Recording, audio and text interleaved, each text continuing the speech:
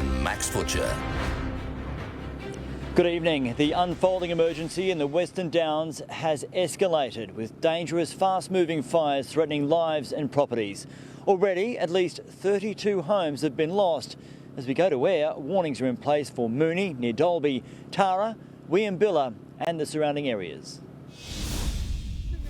Frantic fear gripping a small community. They won't go. I tried pulling them. This woman sick with worry as she realises friends are still in the midst of a raging inferno after choosing to stay and defend their property. Suddenly terror turns to relief. They got him? Yeah. Oh. Quick as a flash, relief turns to fury. Full spectrum of human emotion, raw and painful, as they're faced with the daunting prospect of more lives lost in this emergency. We did as much as we could to get it away, keep it from the buildings, but when it's that hot and intense, yeah, what do you do? Pull out. No Not sticking fine. Stretched crews frustrated by the extra strain. Are you evacuating? Yeah, my partner's still up in his house there. I just told him he won't move. He won't. I've got to get my daughter out. So I just told the Rural Fire Brigade make sure they get him out. Fighting dangerous, intense fires overnight and into the day, forced to divert resources, racing to around 50 properties to save the lives of many who aren't heeding leave immediately warnings. Some of us believe we can do stuff, and I had it under control. People are ignoring them, which is actually putting our firefighters at risk and our police, because they're having to go into these areas and convince people to move out of their homes. This is exactly what firefighters were concerned about happening this afternoon with the weather change. This all flared up honestly within a matter of minutes, and now crews here on the ground and in the air are giving everything they can to fight this blaze. Earlier hopes of getting a hold on this out-of-control fire burning near natural gas fields lost as wild winds whipped up embers, the blaze jumping some containment lines. It's all over the place, like it's one direction you think you're fine, 10 minutes later it's blowing the other direction. Earlier today we were on the road and experienced firsthand the volatility of these bushfires. Just trying to get out of the fire ground. The minute that we drove in, it started to roar straight towards us. 32 homes already lost, many more likely gone. Flames devouring fresh fuel in its all-out assault on the dry landscape. As tankers bring liquid gold to the frontline fight. As we go to air this evening, this is very much a developing emergency. I'm sure you can see behind me just what the sky looks like. Take a look at these pictures. This is just kilometres up the road behind us. This is where this fire has moved to. Now it is moving towards Upper Humbug Road, but also Blackburns Road, which is a new concern for firefighters. And there are many properties, I'm told, up there that are under threat. There is still a leave immediately warning in place for both Tara and Weambilla. So firefighters are telling anyone that is still in the area, you must leave immediately. There is no time. Get out while you can. But however, I've been told that police are now looking into exactly what sparked this afternoon's blaze. They are investigating as to whether it could have been deliberately lit, but it is still early days. It is day 5 here on the ground in Tara, and it appears that there is no end in sight. Hard to believe. Thanks for that, Anna McGraw. Let's go to Joel Dry now. Joel, you're further south in Moonee, and there was a close call there today. Yeah, Max, a close 24 hours, in fact, that, as you can probably see behind me, are still very much underway with this fire burning. This area of the region is a bit more agricultural, bigger blocks than up in Tara, so more land for people to protect, but it certainly has been a community effort all day to protect those properties. Ably assisted, as always, by water bombers in the air, but this was about neighbours pitching in where they could, jumping on the back of utes with water tanks and going from paddock to paddock to try to douse these fast-running grass fires and stop it from getting into thicker vegetation and ultimately prevent it from heading to Moonee, the town itself, which was for a period under threat. There is an emergency warning as we go to air tonight for this area, but we spoke to some people within it about their fight to protect their properties. We're going along this road here and just putting out spot fires. All the trees that are sort of fallen over, they can get into this grass country and take off that way. We're just trying to save Dave's fence at the moment, mate. That's about it. That's about it. Power poles. Yep. Just going around mopping up. Everyone's dropping everything to help. So a big effort still underway tonight, Max. There are plenty of fires burning all around here, but also concern about 50 k's to the north in Halliford. That was an area that had an emergency warning yesterday. The situation died down, but with these tricky winds, it has flared up again, and another emergency warning has been declared for Halliford, with people told to leave immediately. As Anna said, this situation is ever evolving and at the moment doesn't appear to be looking that good tonight. Max? Yeah, it could be another dangerous night ahead. Thanks for that, Joel. Meanwhile, fires burning in the southeast are still of major concern. While rain was welcome this afternoon, it's by no means the end of the danger for areas close to Brisbane. The aftermath of an inferno. This was our lounge room. Sarah and Graham Windsor navigate the charred ashes of what was once their home. It doesn't feel real. Waiting to wake up from the bed.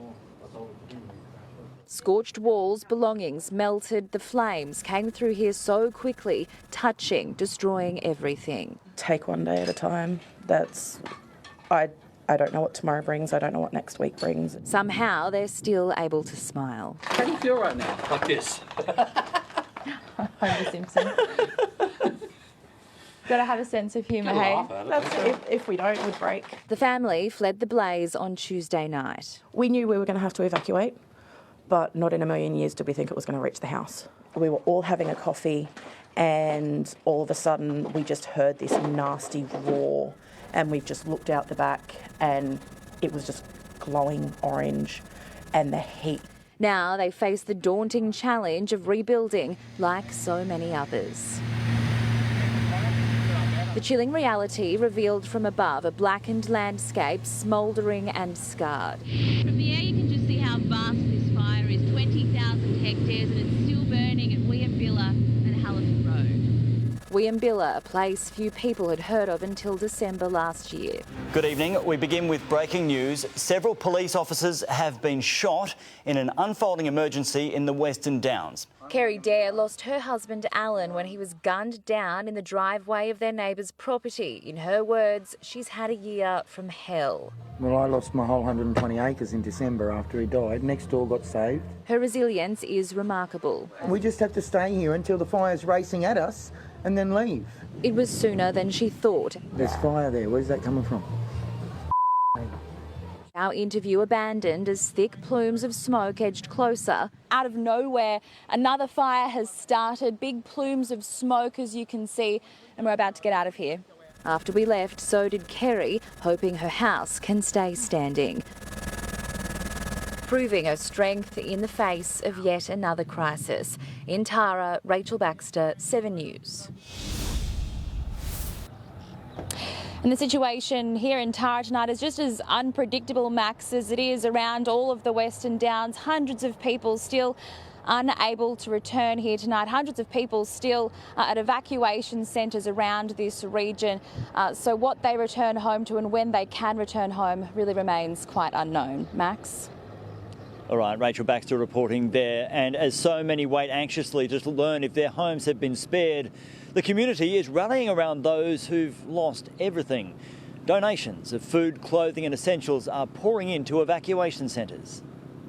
He was one of the first to lose his home. I had my cry and I had my sort of whinge and a bit of angry time. Now, Jason McKenzie is focused on helping others. We're actually going to build 3 metre by 3 metre dongas for people that haven't got houses. Community spirit shining through on the Western Downs. That's on fire, and we can't get these two on. Brianna Carter has been answering the call for hundreds of animals abandoned after their owners fled to safety. We've moved cattle, sheep, pigs, goats. This is the reality. People leaving their horses behind. In the last 2 to 3 days, we've probably helped about 200 plus animals. In Tara, these chefs are working overtime, providing 100 meals for emergency workers. After a cold night, welcome donations of clothing, food and essentials pouring into evacuation centres. It is amazing. Part of our strength here in Chinchilla and Dalby and Tara is our sense of community, and we've been through this before. The Premier witnessed that firsthand today, meeting with victims who've lost everything. Queenslanders are generous and, you know, people will need a helping hand. Givet launching a bushfire appeal to help embattled communities. As assessors get further into the fire zone, they're finding more and more scenes like this, and it's becoming clear there'll be weeks of heartache ahead. It'll be a long-term thing over the coming months and years, actually, to provide the support needed. The sign this stoic community needs to rebuild. There's also a threat near Mount Isa where incredible video has emerged of a firestorm. Embers were whipped up by strong winds while the blaze was so intense it glowed purple. Crews are battling 4 blazes. As conditions change rapidly, residents at Lake Mundara have been told it's not safe to return. Meanwhile, fires burning in the southeast are still of major concern. While fire was welcome this afternoon, it was by no means the end of the danger for areas close to Brisbane. Fire crews respond to calls for help. Property owners not taking any chances. That was just concerning the fire getting close to the house. We've got crews out there now monitoring the fire, just making sure everything is safe. Residents in Undulla on edge. These fires have been burning here for days.